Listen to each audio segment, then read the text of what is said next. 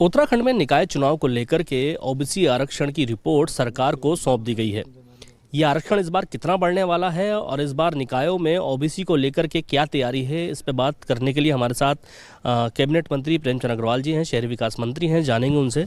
Sir, OBC आरक्षण की report सरकार को सौंप दी गई है। इस बार उम्मीद जताई जा रही थी कि आरक्षण ओबीसी का बढ़ने वाला है, तो इसको लेकर के क्या तैयारियाँ आप लोगों की? देखिए, कल रात सरकार को जो एक कल आयोग बना था जस्टिस BS वर्मा की अध्यक्षता में, उन्होंने अपनी रिपोर्ट हमें दी है।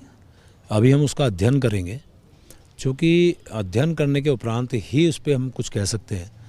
और आप जानते हैं कि निकाय चुनाव से पहले जो औपचारिकता है, उसमें सबसे बड़ा काम ये भी था कि हम तमाम निकायों में किस प्रकार का आरक्षण हम दे सकते हैं, कहाँ किस प्रकार के लोग रहते हैं, वो कमेटी ने पूरा काम किया है, आयोग ने पूरा काम किया है।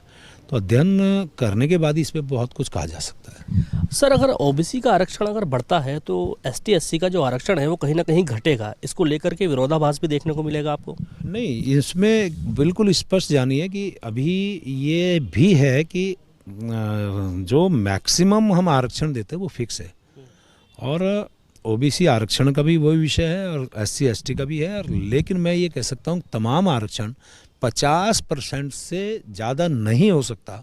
हम वो सारी चीज़ों का आकलन करने के बाद ही आरक्षण का जो हमारे को रिपोर्ट मिले उसके आधार पर कार्रवाई करेंगे। सर, कहीं ना कहीं उम्मीद है कि आरक्षण इस बार ओबीसी का बढ़ेगा। 14% से 28 या 27% होने की उम्मीद जताई गई थी। नहीं, मैंने कहा ना कि हम लोग जो संविधान में प्रदत्त हमें जो अधिकार मिले हैं उसके आधार पर हम कार्रवाई करेंगे।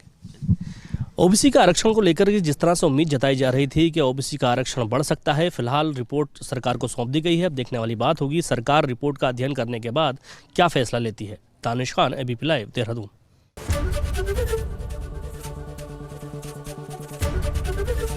ABP गंगा, खबर आपकी, जुबान आपकी।